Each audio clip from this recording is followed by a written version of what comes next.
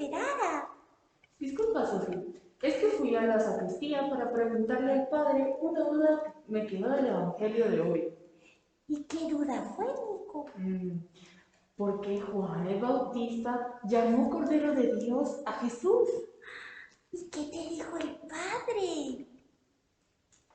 Nico, fíjate que en el Antiguo Testamento el profeta Jeremías, que era perseguido por sus enemigos, se comparaba a sí mismo con un cordero llevado al matadero. Y esta imagen también se aplicó al llamado siervo de Yahvé, del que habla Isaías, es decir, del futuro Mesías que moriría para el perdón de los pecados del pueblo. O sea, que Juan el Bautista estaba señalando que Jesús es aquel que sería perseguido y a través de la entrega de su cuerpo y de su sangre salvaría al mundo. Padre, pero eso tiene que ver con los animalitos que se sacrificaban en el Antiguo Testamento.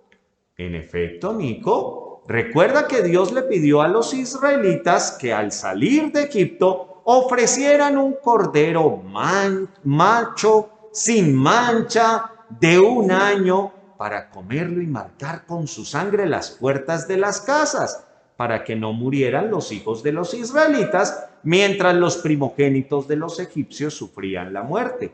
A ese cordero se le llamará el Cordero Pascual. Por eso los israelitas siempre debían ofrecer un cordero de Pascua. Así es, Nico. El Cordero les recuerda que Dios los ha salvado y que en la muerte de ese animalito les están perdonados todos sus pecados. Jesús es el nuevo y definitivo Cordero, cuya muerte, cuya sangre derramada nos liberó del pecado y nos llevó a la salvación definitiva. Por lo cual, ya no hay que ofrecer ningún sacrificio fuera de la actualización que hacemos del de Cristo en cada Eucaristía. O sea, Padre, que la misa es el sacrificio del Cordero de Dios. Sí, Nico. En la misa, ofrecemos al Padre Dios el sacrificio de Cristo que es memorial, es decir, que nos hace vivir aquí y ahora la entrega de Cristo en la cruz para renovar la salvación. ¡Qué bien, Nico! Ahora entiendo por qué en la homilía el padre decía que ante la petición de los apóstoles a Jesús de que les mostrara dónde vivía, Jesús les dijo: vengan y lo verán. Y que ellos fueron y vieron y pues se integraron al cuerpo de Cristo, que es la iglesia. Sí, Sofía. En la iglesia vive el Cordero de Dios, Cristo. La iglesia es la casa de Dios donde lo podemos encontrar vivo y presente.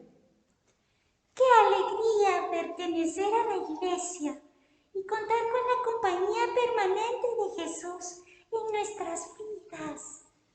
Pues al respecto, Sofía, algo más me dijo el Padre ahora que lo abordé en la sacristía, porque me hacía ver, con ayuda de la primera lectura, que la vocación del profeta Samuel se dio en el templo.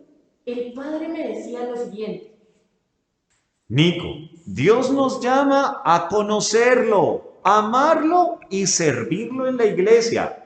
Recuerda que al ser bautizado Dios nos da un nombre y nos integra a la vida de la iglesia. El llamado de Dios siempre está relacionado con nuestra misión en la vida de la iglesia, pues su voluntad es que sirvamos a la comunidad.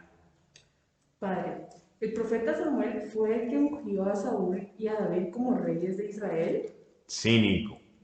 En efecto, el profeta era hijo de Elcaná y de Ana, quien no podía tener hijos, y oró a Dios diciéndole que le consagraría el primer hijo que le diera si le concedía el poder tener hijos. Y así fue. La historia de Samuel la puedes ver en los libros de los reyes en el Antiguo Testamento. Padre, ¿y el Evangelio también relaciona a Pedro con la iglesia? En efecto, Nico, ya ves cómo Dios nos elige para que cumplamos una misión en la iglesia. A Pedro le encarga el Señor ser el garante o el cuidador de la unidad de la iglesia. De hecho, esa es la misión que tiene el Papa como sucesor de Pedro, velar por la unidad de la iglesia. Y no olvides el papel de Andrés, el hermano de Pedro, quien se lo presentó a Jesús y nos descubre que nosotros, como miembros de la iglesia, debemos llevar a nuestra familia, a nuestros amigos, a conocer a Cristo, quien tiene una misión para todos.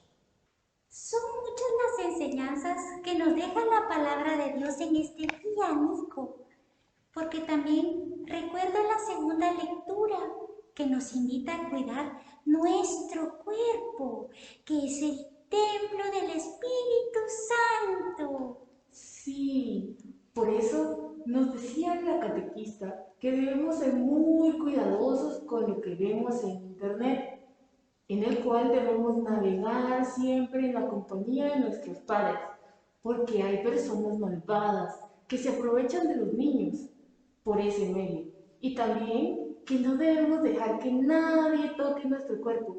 Quizás es apreciable un abrazo, un saludo de mano y un beso en la mejilla por parte de nuestros papás y quienes nos aprecian, pero muestras de afecto que superan lo anterior son abusivas y no debemos permitirlas. Sí, Nico, debemos siempre defender la presencia de Dios que está en nosotros y compartir esa presencia con los demás, hablando de Dios y viviendo la alegría de su encuentro en la iglesia. Nico, ya nos entretuvimos mucho. Vamos a casa que mis papás nos esperan. Sí, Sofía, vamos, pero antes despidámonos de Dios, ya que estamos en la iglesia. Sí, juntemos nuestras manos. Haremos una oración. Ven, Señor, te damos gracias porque nos enviaste a tu Hijo amado, que es el Cordero de Dios, que quita los pecados del mundo. Es nuestro Salvador. Gracias, Señor, porque tú nos enseñas a amarlo. Amado Jesús, tú eres nuestro amigo. Te amamos. Ayúdanos siempre en todo momento. Protégenos y ayúdanos a cuidar nuestro cuerpo, que es templo del Espíritu Santo. Confiamos siempre en ti. Amén. Amén. En el nombre del Padre, del Hijo y del Espíritu Santo. Amén.